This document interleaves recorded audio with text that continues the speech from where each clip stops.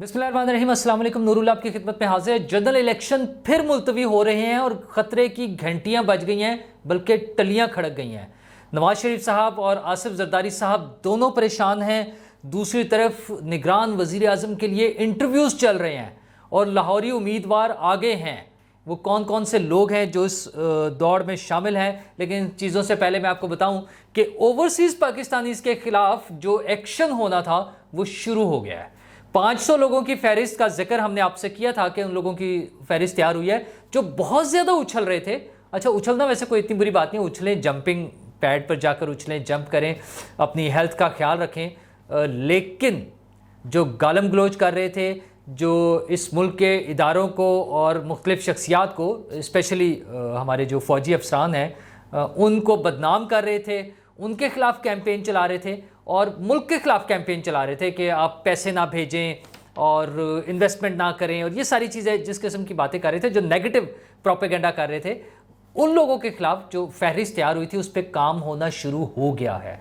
एक social media पर एक वीडियो वायरल चल रही है जिसमें एक साहब बता रहे हैं कि उनका वो जर्मनी में है और उनका पासपोर्ट और आईडी कार्ड रिन्यू नहीं हो रहा, बल्कि वो ब्लॉक कर दिया गया है।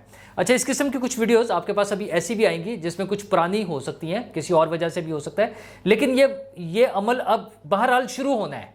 इस तरह के लोगों को ये म्यूज़िक फेस करना पड़ेगा। और मसला ये है कि पाकिस्तानी हैं, पाकिस्तान के सर पर वो चल रहे हैं, पाकिस्तान से उनका ताल्लुक़ है, पाकिस्तान उनका मुल्क है, पाकिस्तान ने उनको आइडेंटिटी दी है और वो पाकिस्तान के ख़िलाफ़ ही काम कर रहे हैं। मतलब ये प्योर जो दुश्मनों वाला एजेंडा है। लेकिन ये खैर इमरान खान साहब के लिए तो नया नहीं था। उन्होंने तो इलेक्शन से पहले, बल्कि 2018 से भी पहले, 2013 के इलेक्शन के बाद जब वो उनकी कैंपेन चल रही थी, धरना शुरू हुआ 14 वाला, जहाँ से वो बूस्ट मिला उन्हें। वैसे तो 2011 से प्रॉपर शुरू हो गया था, लेकिन 2014 के बाद जो कुछ हुआ तो उनकी ये रूटीन थी। वो कभी बिल जला रहे होते थे, कभी वो सिविल नाफरमानी की तहरीक का कहते थे, कभी लोगों को बताते थे कि ओवरसीज़ पाकिस्तानीज़ जो हैं वो हुंडी के ज़रिए पैसे भेजें, बैंकिंग सेक्टर के ज़रिए ना आए।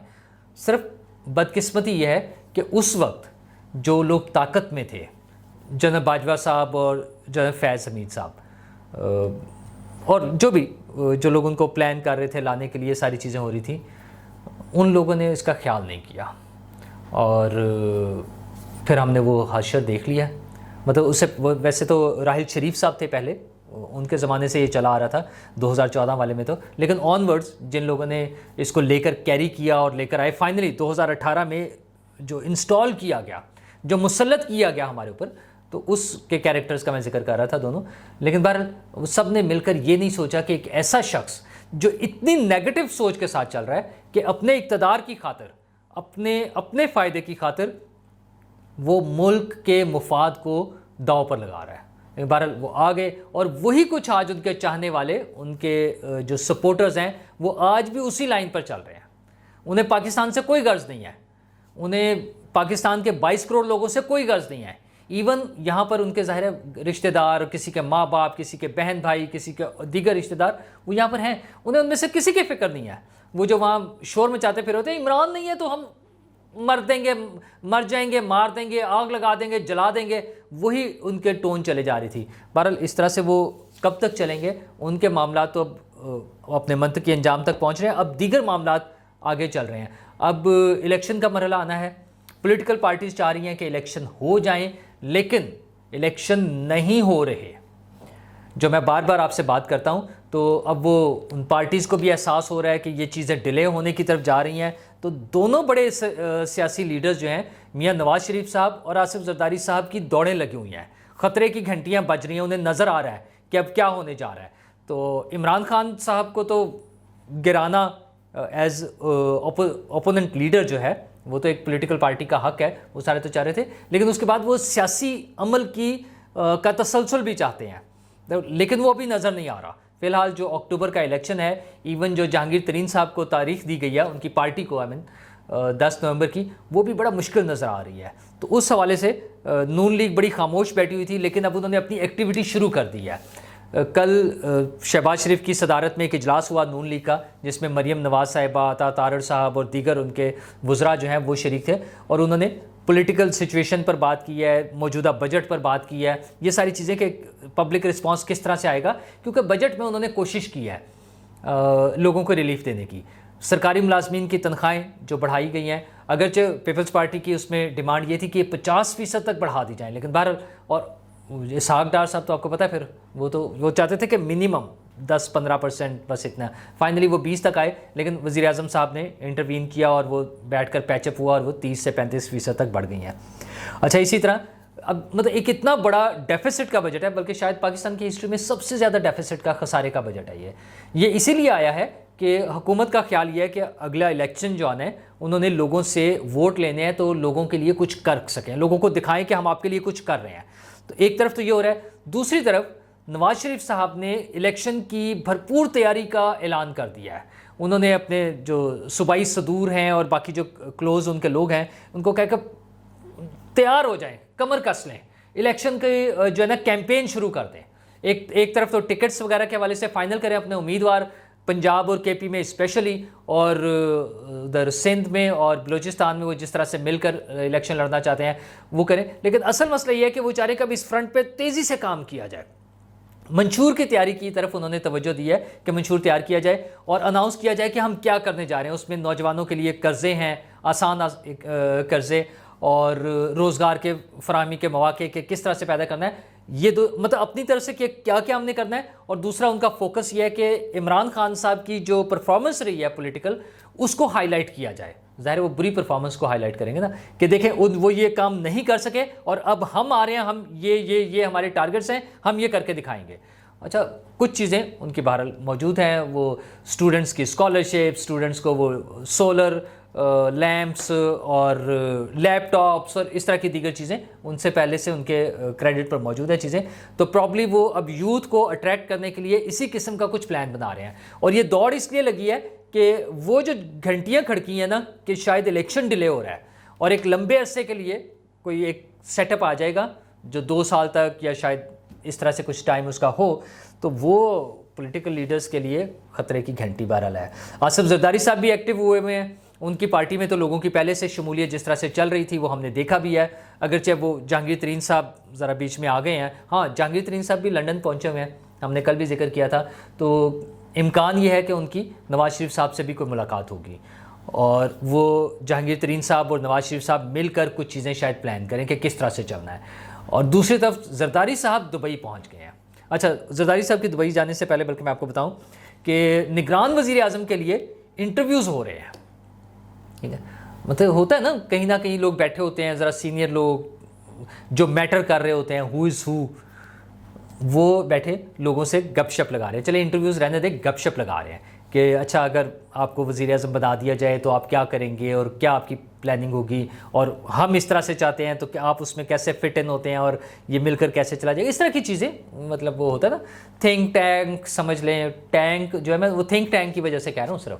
اچھا, تو وہ اس طرح کی چیزیں وہاں پر پلان ہو رہی ہیں. اس میں مختلف لوگوں کے نام آ رہے ہیں, کچھ صحافیوں کے نام بھی آ رہے تھے, لیکن اب ایک جو ہے کاروباری شخصیت کا نام, بڑے اہم کاروباری شخصیت کا نام, لاہور کی ایک کاروباری شخصیت کا نام آ رہا ہے.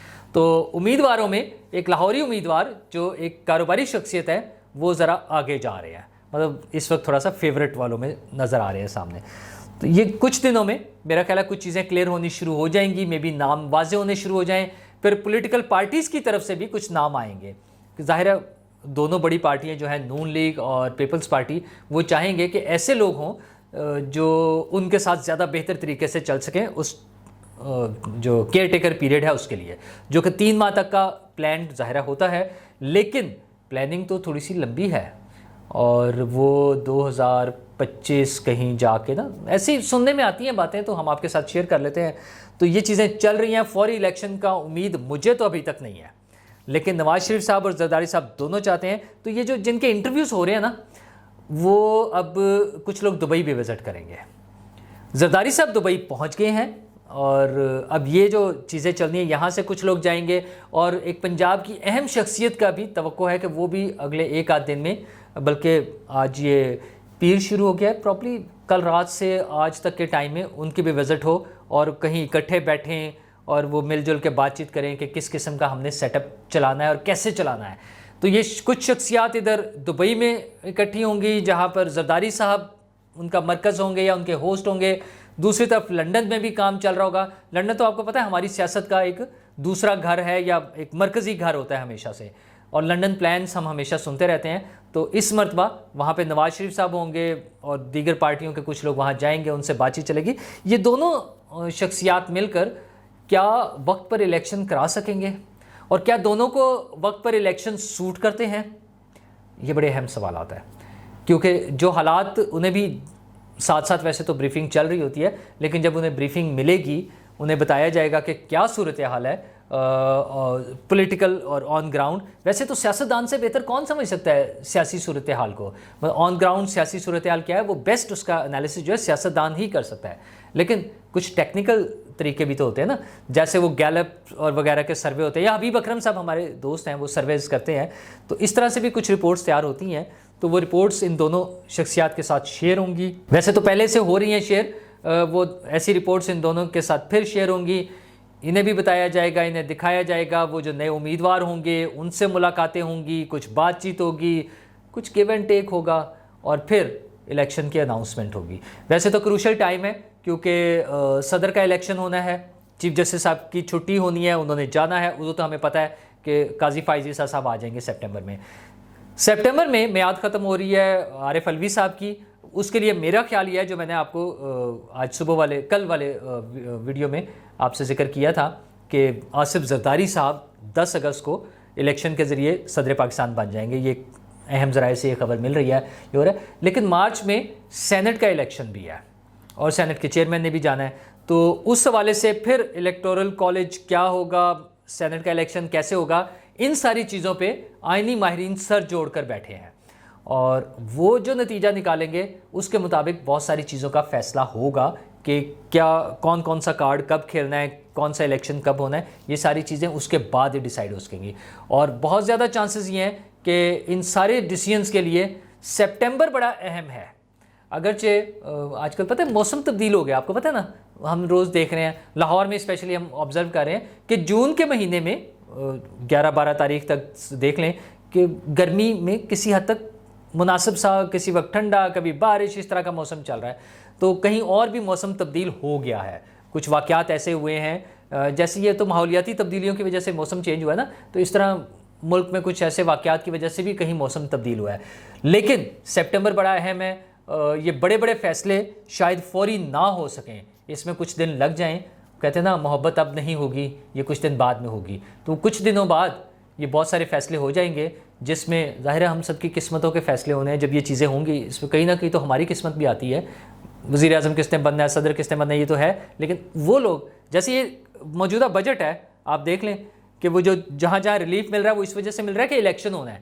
تو الیکشن اللہ کرے ہو جائے, اور جو بھی سیٹ اپ بننا ہے, جیسی بھی چیزیں ہونی ہیں, وہ لوگ کوئی ہم لوگوں کا, میرے آپ کا, ہم 22 کروڑ لوگوں کا بھی مفادات کا خیال کریں, اور ہماری زندگیاں بھی آسان ہو سکیں. شکریہ.